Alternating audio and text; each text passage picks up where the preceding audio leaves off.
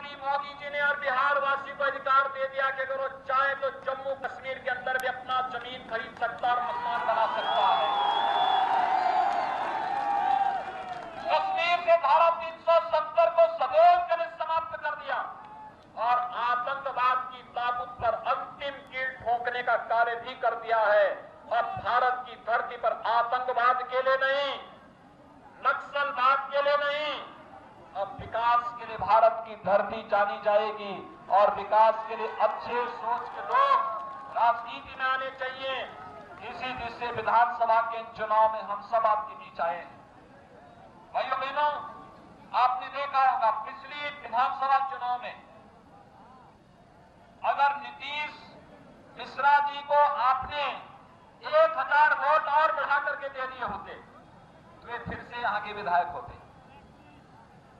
लेकिन 2015 की चूक का बदला देने का अवसर आपके पास है 2020 में। भाइयों बहनों, उस चूक को, क्योंकि बहुत अच्छी लड़ाई आप लोगों ने लड़ी थी, लेकिन मतदान का प्रतिशत आप थोड़ा और बढ़ा देते तो वह कई हजार वोटों से चुनाव जीत करके यहां से चले गए होते। 80,000। और भाइयों बहनों, इसीलिए आज हम सब आपके बीच में आए हैं कि भारतीय जनता पार्टी ने अपने 2 सहयोग के प्रत्याशी आपके बीच में दिए हैं। भारतीय जनता पार्टी जदयू का जो गठबंधन है ये एनडीए के रूप में आपके बीच में आया है।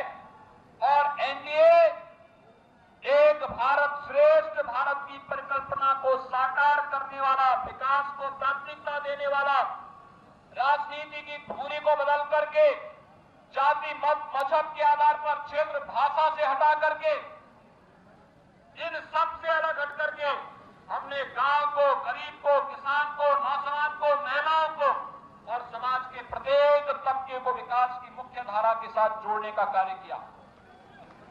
मकान दिए गए, शौचालय दिए गए, विद्युत और रसोई गैस के कनेक्शन उपलब्ध कराए गए, आयुष्मान भारत के कार्ड उपलब्ध कराए गए। क्या किसी की जाति, किसी का मत, किसी का मजहब, किसी का क्षेत्र, किसी की भाषा देखी गई? क्या सबको दिया? सबका साथ, सबका विकास। हमने सबके हित के लिए कार्य किया। भाइयों बहनों, जब सबके हित के लिए कार्य किया गया तो वोट भी तो सबका मिलना चाहिए, मिलना चाहिए। आप सभी सहमत हैं? सभी लोग सहमत हैं? और इसीलिए आज आपसे अपील करने के लिए आया हूं। भाइयों बहनों, जो कुछ भी भारतीय जनता पार्टी ने कहा था वो करके दिखाया है। हम पे ये आरोप लगता था कि अयोध्या में मंदिर नहीं बना रहे हैं, अब तो वह कार्य करके भी आ गए। इसलिए इससे पहले ही हमारा संकल्प जो था, हम लोगों ने तो कामेश्वर चौपाल जी को आपके बीच में पहले भेज दिया था।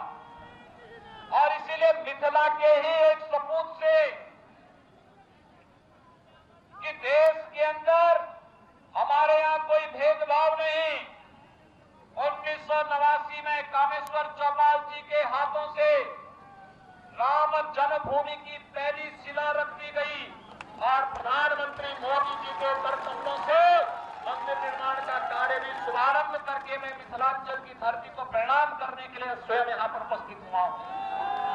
भाइयों बहनों, ये हम सब के लिए गौरव का क्षण है। 500 वर्षों की जो तमन्ना थी, जो टीस थी कि हमारे आराध्य भगवान श्री राम का भव्य मंदिर का निर्माण अयोध्या में हो, वह सपना साकार हुआ है। और उस सपने को साकार कराने के लिए हम प्रधानमंत्री मोदी जी के आभारी हैं। और मैं आप सभी मिथिलांचल वासियों का अभिनंदन करता हूं। इस अवसर पर ये मिथिलांचल वासियों के लिए भी गौरव का क्षण है। भाइयों बहनों, इस अवसर पर मेरी आप सबसे अपील है कि भारतीय जनता पार्टी ने अपने प्रत्याशी आपके बीच दिए हैं।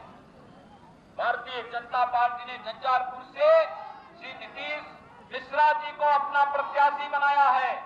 एक प्रतिष्ठित परंपरा और परिवार से होने के साथ ही बिहार सरकार में मंत्री के रूप में उनकी उल्लेखनीय सेवाओं के लिए भी एक पूरा क्षेत्र उनके प्रति एक वोट के माध्यम से अपना सहयोग देकर के उनके पिछले कार्यों पर भी मुहर लगाने का कार्य करेगा। और भाइयों बहनों, यही नहीं, भारतीय जनता पार्टी ने राजनगर से श्री रामप्रीत पासवान जी को अपना प्रत्याशी बनाया है। वे सिटिंग विधायक भी है और साथ साथ वर्तमान में पार्टी के प्रत्याशी के रूप में भी आपके बीच में है। मेरी आप सबसे अपील है, झंझारपुर से नीतीश मिश्रा जी को और राजनगर से श्री रामप्रीत पासवान जी को कमल चुनाव चिन्ह पर भारी मतों से विजयी बनाने की अपील आप सबसे करने के लिए आपके बीच में विशेष रूप से मैं आपके बीच आया हूं कि 3 नवंबर को चुनाव में इन दोनों प्रत्याशियों को, जहां भी भाजपा और जदयू के प्रत्याशी हैं और सहयोगी दलों के प्रत्याशी हैं, इन्हें भारी बहुमत से विजयी बना। आज के समय में कोरोना से बचते हुए हम सब पूरी ताकत के साथ उन्हें जिताने में अपना योगदान दें। बिहार के विकास और सुशासन के मॉडल को आगे बढ़ाने की आवश्यकता है और ये नीतीश कुमार जी के नेतृत्व में ही बिहार आगे लेकर के जाएगा। यही अपील करते हुए मैं वाणी को देता हूं विराम। जय जय श्री राम, जय जय श्री राम, जय जय श्री राम। बिहार के मधुबनी में सीएम योगी जनसभा को संबोधित कर रहे थे। विपक्ष पर जमकर निशाना साधा और साथ ही साथ केंद्र सरकार की उपलब्धियों का जिक्र भी किया। पीएम मोदी देश को आगे लेकर जा रहे हैं, विकास के रास्ते पर देश निरंतर आगे बढ़ रहा है। साथ ही साथ कोरोना से सतर्क रहने की उन्होंने सलाह भी दी। विपक्ष पर एक के बाद एक कई वार किए हैं सीएम योगी ने इस जनसभा के दौरान। प्रधानमंत्री मोदी की जमकर तारीफ की है और साथ ही साथ ये भी कहा कि विकास के पथ पर देश तेजी से आगे बढ़ रहा है। अगर आप चाहते हैं कि बिहार भी कदम ताल मिलाकर आगे बढ़े तो एक बार फिर से एनडीए की सरकार लाइए, एनडीए के प्रत्याशियों को विजयी बनाइए। राम मंदिर का भी जिक्र किया, जम्मू कश्मीर से 370 हटने का भी जिक्र किया और साथ ही साथ पाकिस्तान को हिंदुस्तान ने कैसे मुंहतोड़ जवाब दिया है हर मोर्चे पर, इस बात का भी जिक्र उनके संबोधन में था।